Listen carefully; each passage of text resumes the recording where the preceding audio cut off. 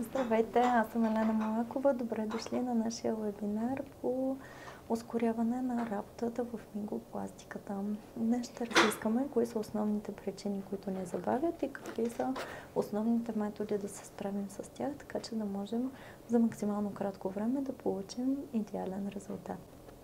Бих искала да ви обърна внимание, че за клиента процедурата започва от момента, в който той влиза в салона. Дали вие разговаряте с клиента, дали му предлагате преди процедурата нещо за пиене, дали той ви чака да приключите с предишен клиент, дали ви отнема много време да поставяте пачовете, да отделите долните от горните мигли. Всичко това е за ваша сметка. Това вече се счита за процедура, която е започнала за клиента. Процедурата започва от момента, който той влиза в салона, до момента, в който той излиза. Именно за това трябва да скъсите точно тези оперативни процеси, които всеки ден ги извършвате.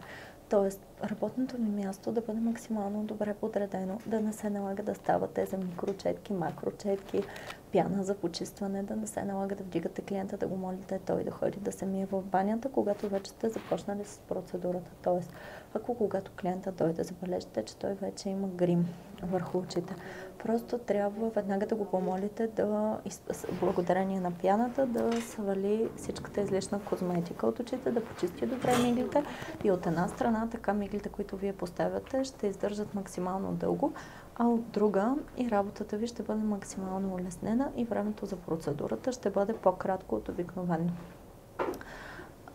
Имам предвид, че когато върху миглите има козметика и ние не направим добър анализ още в началото на процедурата, ще ни отнеме много повече време да свалим козметиката, спиралата и така нататък с микро или макрочетки, с обезмаслител и с праймер, отколкото да помолим клиента да се измие с пяна преди началото на процедурата.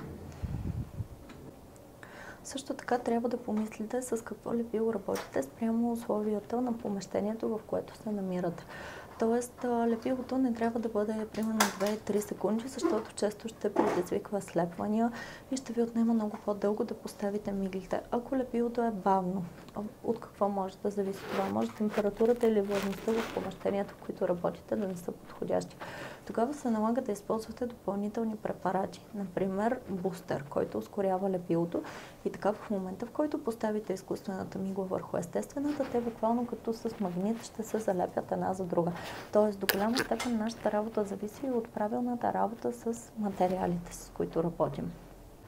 Друго нещо, което може да удължава излишно процедурата и да я прави по-дълго, отколкото е нормално, е ако клиента или вие говорите прекалено много и през това време забравяте да работите. Просто в годините много често съм наблюдавала, особено нови колежки, които просто докато говорят с клиента, буквално започват да ръкомахат с ръце, забравят, че те в този момент трябва да работят.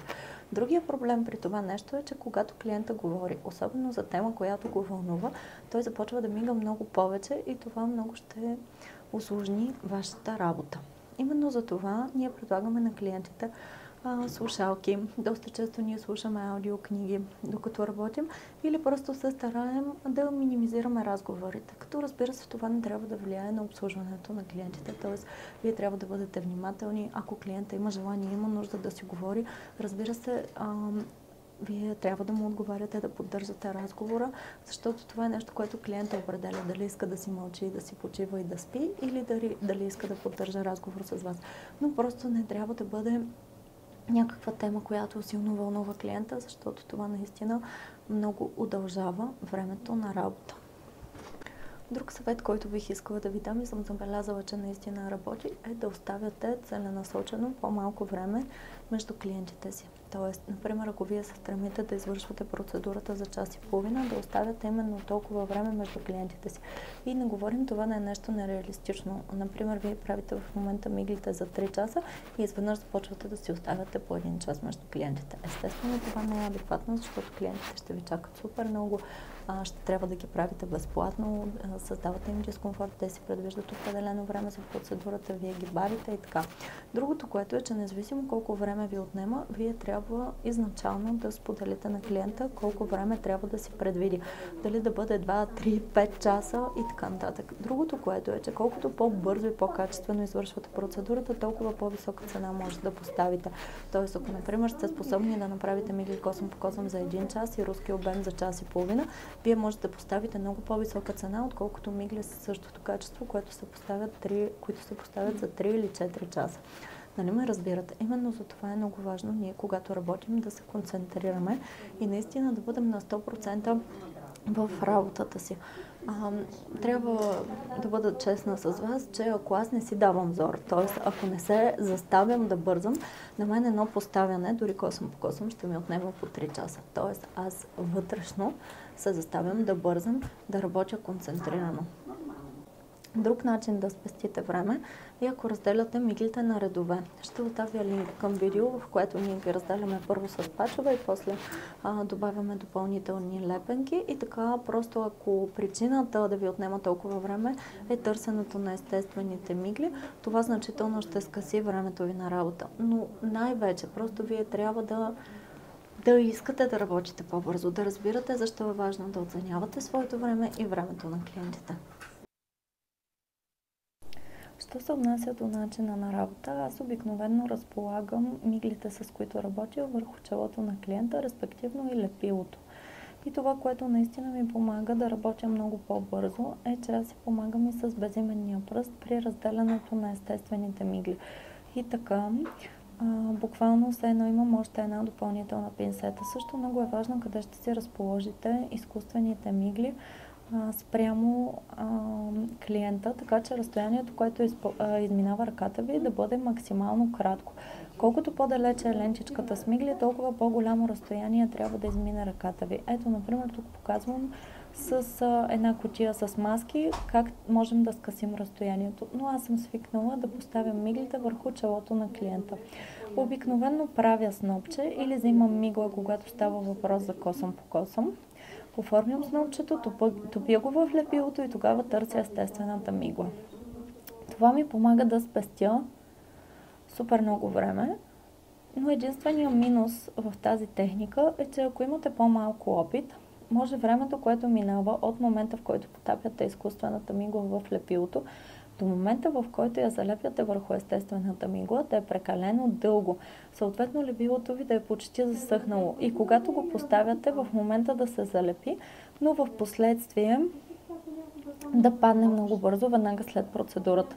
Ако нямате толкова много опит, може първо да търсите естествената мигла, тогава да топите в лепилото и да я слагате върху естествената мигла. Но в този случай няма да ви е чак толкова удобно лепилото да бъде разположено върху челото на клиента. Друго нещо, върху което искам да ви обърна внимание, е, че може да правите проверка на края на процедурата, в която почвате от външния край на миглите и просто търсите свободните мигли, така отстранявате слепванията и просто така поставяте изкуствените мигли върху тях, ако някои от мигличките сте пропуснали. Лично аз работя не в техника книжка, при която ги разлистваме една по една, а търся свободни мигли на различни места. Също така трябва да ви обърна внимание, че не е желателно да решим миглите по няколко пъти по време на процедурата. Може да оставите сресването на миглите за последния етап от процедурата, точно преди клиента да си отвори очите. Тогава може да ги срещате веднъж или 2 пъти и когато клиента си отвори очите, те да бъдат идеално подредени. Няма нужда да ги решите по 20 пъти по време на процедурата, няма нужда да ги решите след всяка мигла, която поставяте. И също така е абсолютно излишно да ги нагласяте след всяка мигла, която поставяте. Просто старайте се да минимизирате излишните движения. Колкото по-малко излишни движения извършвате, толкова по-бързо ще работите. Старайте се просто да изчистите всяко излишно почесване, поресване, всяко разделяне на естествените мигли.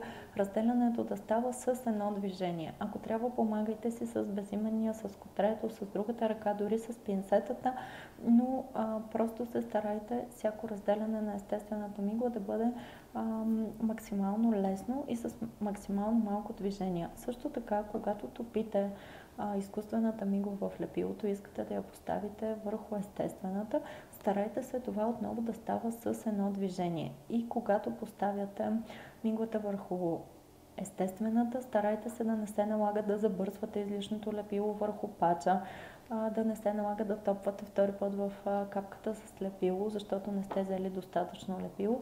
Тоест, просто всичко да става от първия път. Благодаря ви изключително много за отделеното време да изгледате този вебинар. Сигурна съм, че той ще ви спести много усилия в работата с миглите и ще направи работата ви по-лесна и по-приятна, както за вас, така и за клиентите ви.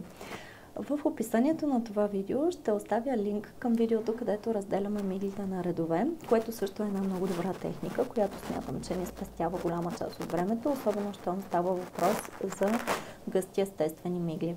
Също така бих искала да ви помоля да последвате нашия канал и ако имате идеи за други полезни видеа по темата, да ми напишете в коментар или на лично съобщение. Благодаря ви още веднъж.